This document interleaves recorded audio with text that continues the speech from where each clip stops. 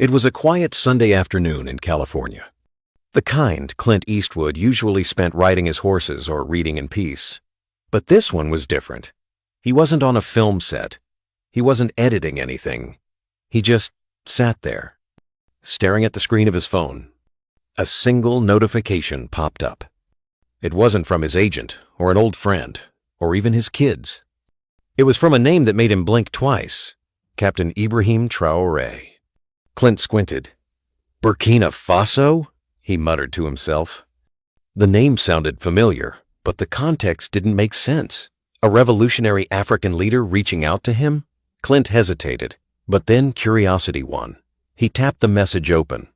What he read next changed everything. At first, confusion.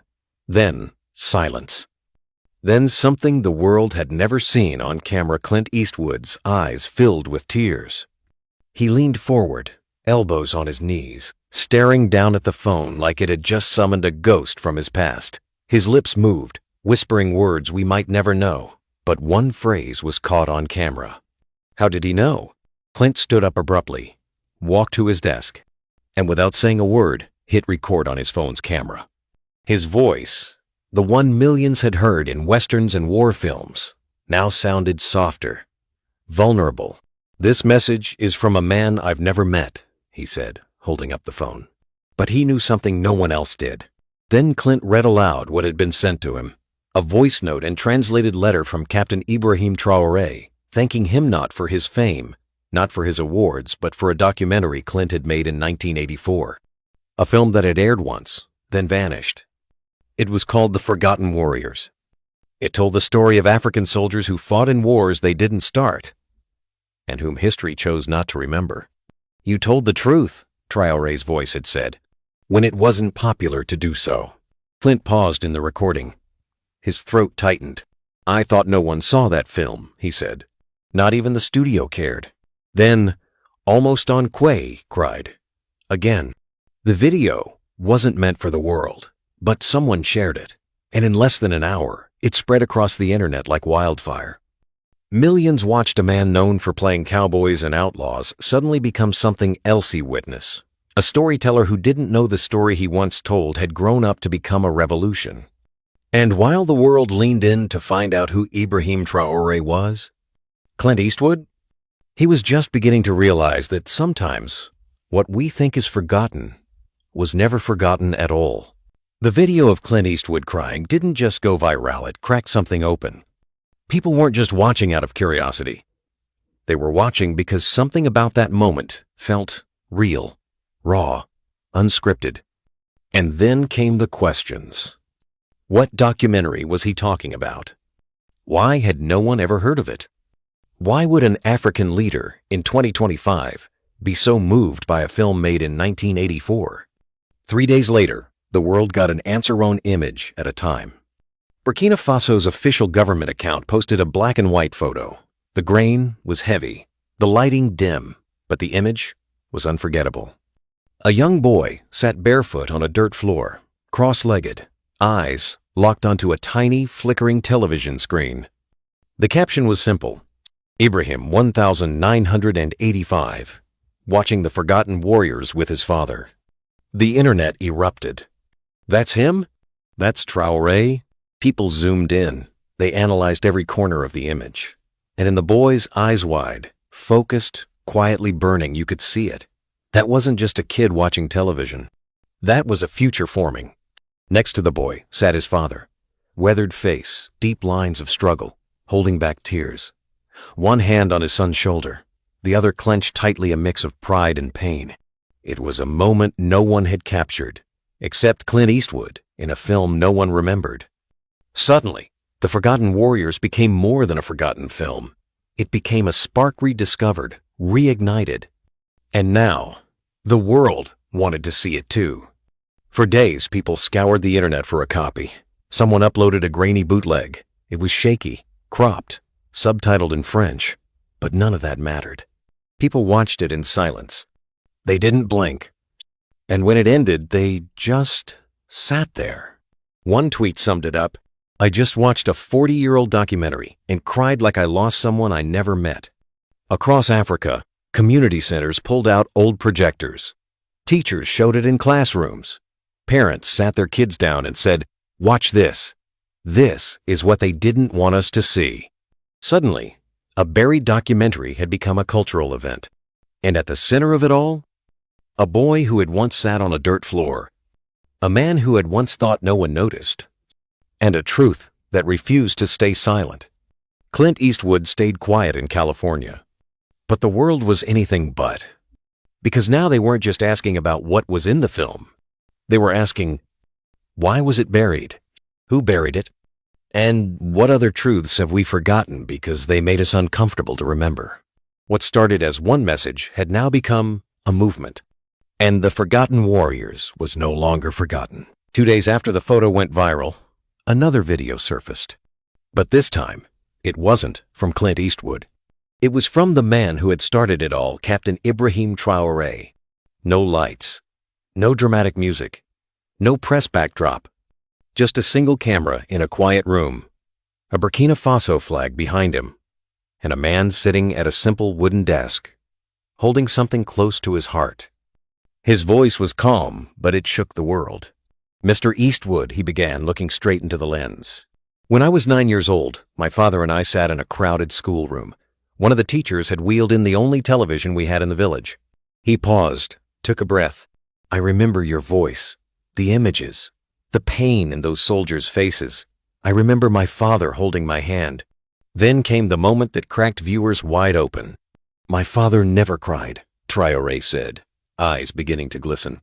"But that night, he did. He turned to me and whispered, 'The world may not see us, but this man does.'" Traore's voice trembled. He looked down, trying to steady himself. Then he said the words no one saw coming. 2 weeks later, my father died during the famine. A silence filled the screen. I buried him with a photograph, Traore continued. A picture of that television screen. A still frame from the Forgotten Warriors. It was the only image of hope he had left. Across the world, people sat frozen in front of their screens. News anchors choked up. Teachers paused their lessons. Social media feeds stopped cold. There was no trending hashtag. No flashy edit. Just one man's memory. And a world realizing it had forgotten something it never should have. At the end of the video, Traore leaned forward, looked directly into the camera, and said, "Mr. Eastwood, I am who I am today because of you." That single sentence echoed louder than any speech. Suddenly, the story wasn't just about an old documentary. It was about a father and a son, a filmmaker and a boy on a dirt floor. A connection forged through images, across decades, across oceans. And for the first time, the world stopped scrolling long enough to listen. Not to politics, not to gossip, but to a thank you that took 40 years to deliver. Somewhere in California, Clint Eastwood sat with tears rolling freely down his face. And for the first time in a very long time, he didn't feel forgotten either. Just when the world was still catching its breath from Captain Traore's emotional video, the story took a sharp, unexpected turn. An anonymous source leaked a decades-old Senate hearing clip to the press. Grainy, dusty, but real. On screen, a much younger U.S. Senator Joseph Redmond stood before a hearing committee in 1985. In his hand, a VHS tape. "This film," he declared, "portrays African soldiers as heroes. That is not in America's best strategic interest." The camera zoomed in. The label on the tape read, "The Forgotten Warriors." The internet exploded. Wait, what? Clint's film was intentionally buried? A government official openly suggested it should never air because it humanized African soldiers? Suddenly, the silence around the documentary wasn't a coincidence. It was a choice.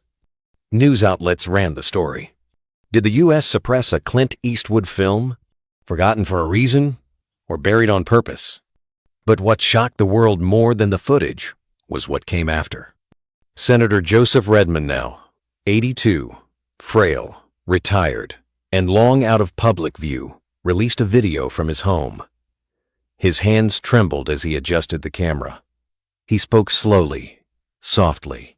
"Clint, I was wrong," he said. We silenced something powerful.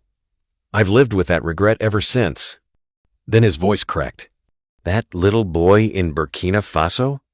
He became more courageous than any of us." The video went viral in hours, not because of political scandal, but because of the rawness, the admission, the reckoning. Suddenly, The Forgotten Warriors was more than a documentary. It was a suppressed truth-own that had quietly shaped a generation without anyone realizing it. In Burkina Faso, state television made a rare national announcement. That night, for the first time since the 1980s, The Forgotten Warriors would be aired in full. Across the country, people gathered. Cafes rolled out old TVs. Schools opened late into the evening. Entire neighborhoods pulled chairs into the street. And as the film played, you could hear it. Silence. Sniffles. Sobs. Young children watched with wide eyes. Old men with missing limbs stared ahead, unblinking. A war veteran, with only one eye and a cane, was seen whispering to himself, "I thought we were forgotten." Back in California, Clit Eastwood watched the same broadcast on a laptop by his fireplace. His eyes filled again, not just with emotion, but with questions. How did I never know? He had made a film. They had buried it. But now, after 40 years, oceans apart, and generations later, it was breathing again. The truth had finally found its way to the light. A week after the documentary aired in Burkina Faso, Clit Eastwood received an invitation. It was discreet, no media fanfare, no official press language, just a simple message. "We would be honored if you visited us." He didn't think twice.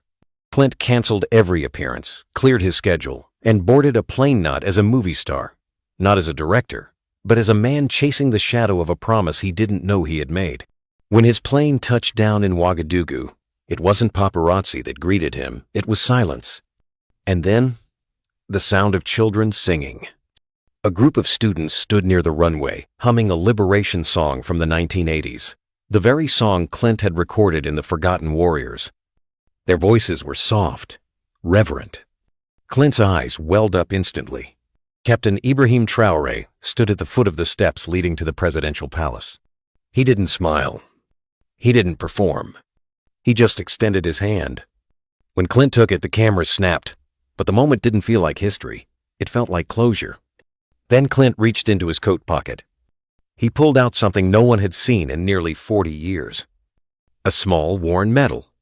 He placed it silently into Traore's hand. Traore looked down, breath caught in his throat. "He wore this the day he died," he whispered. No speeches, no reporters pushing microphones. Just two Minone who had told the story, and one who had lived in its echo. Behind them, villagers had gathered quietly, holding candles. The sun dipped low, casting golden light across red earth. Then, something unexpected happened. From the crowd, an elderly man stepped forward. He was thin, his back hunched with age. A cane shook in his grip. His left eye was missing. But his voice was steady. "I was in that film," he said. Clint turned to him slowly. The man pointed to a cine shot of wounded soldiers resting in the shade. "I was the one singing," he said, his voice cracking. "You captured my pain, but also my pride." Clint stepped forward, embraced him. It was quiet, just the soft creak of the man's cane and the sound of history breathing again. Later, at a brief press gathering, a reporter asked Traore, "Why bring Clit Eastwood here after all these years?" The captain didn't pause. "Because America made him a legend," he said. "But Africa made him a witness." That sentence echoed worldwide. In classrooms across Burkina Faso, teachers wrote it on chalkboards. In cafes, people repeated it like scripture. Even in America, talk shows and podcasts dissected it. What does it mean to be a witness? Back at the palace, Clint and Traore sat alone for tea. No politics, no cameras, just two men connected by memory. "I didn't know the film mattered," Clint said quietly. "You didn't need to know," Traore replied. "You just needed to tell the truth." Outside, the sun finally disappeared behind the hills, but something else had just begun to rise. Respect. Legacy. and a bond that didn't care about borders, color, or time. In that moment, Clint Eastwood wasn't just a filmmaker. He was a messenger, finally hearing the echo of a message he once sent into the world, thinking no one would ever hear it. But someone did. And that someone became a leader who brought him home. The morning after their meeting, Clint Eastwood found himself unable to sleep. The sun had barely risen over the horizon of Ouagadougou, but something in his spirit was already awake, restless, stirring.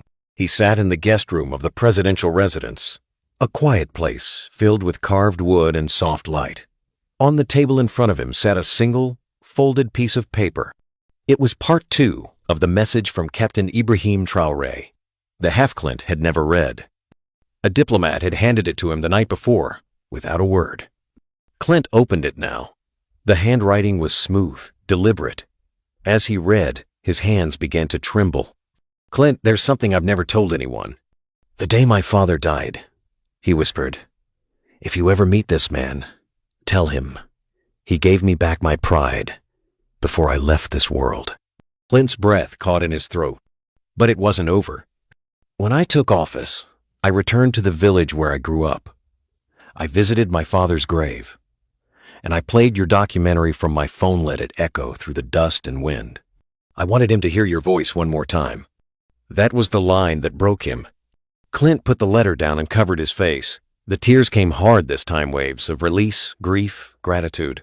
For decades he had believed that film was a failure, a footnote, forgotten. But it had meant everything to someone.